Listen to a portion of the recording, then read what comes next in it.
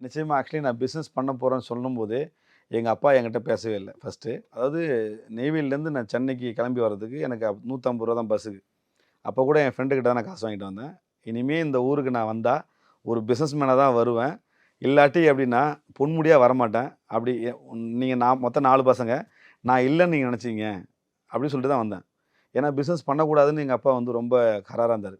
பிசினஸே பண்ணக்கூடாது. நீ பிசினஸ் வேலைக்கு தான் போகணும் அப்படின்னு. அப்படின்னா வந்து அவர் சொல்லும்போது நான் கேட்கவே இல்ல. நான் பிசினஸ் பண்ணா தான் பண்ணுவேன்னு அடம் புடிச்சு, நான் மறுபடியும் அங்கேருந்து கிளம்பி சென்னைக்கு வந்தேன். அந்த ரூ. 150 தான் என்னுடைய முதலீடு ஊர்லேருந்து வரும்போது. அதோட சரி மறுபடியும் நம்முடைய ஃப்ரெண்ட் சர்க்கிளு, நட்பு வட்டாரங்கள் எல்லாரும் சேர்ந்து உருவாக்கப்பட்ட அந்த company. Okay. So at the same time வீட்ல எந்த மாரி சப்போர்ட்லாம் சார் உங்களுக்கு கிடைச்சது? அடுத்தது வந்து காலங்கள் முடிவாக ஒரு பாயிண்ட் ஆஃப் டைம்ல நான் சொன்னது எல்லாமே ஒரு 3 ஆண்டுகள்லயே நிறைவேத்திட்டேன். சொன்ன விஷயங்கள் எல்லாமே நான் பிசினஸ் ஆரம்பிச்சு அடுத்த 2 ஆண்டுகள்லயே நான் கார் வாங்கிட்டேன். அடுத்த கட்டத்துக்கு நெறைய பிசினஸ் வந்து ஆரம்பிச்சுச்சு. நான் நெனச்சதெல்லாம் செய்ய ஆரம்பிச்சுட்டேன். ஸோ அப்போ பண்ணும்போது அவங்களுக்கு வந்து ஓகே, நம்ம தான் தப்பு பண்ணிட்டோம். பையன் வந்து உண்மையிலே நல்ல விஷயங்கள் இருக்கு. அவனுக்குள்ள திறமை இருக்குங்கிறது எங்க அப்பா அப்பதான் உணர்ந்தாரு. என்னோட சர்க்கிளும் அப்பதான் உணர்ந்தாங்க.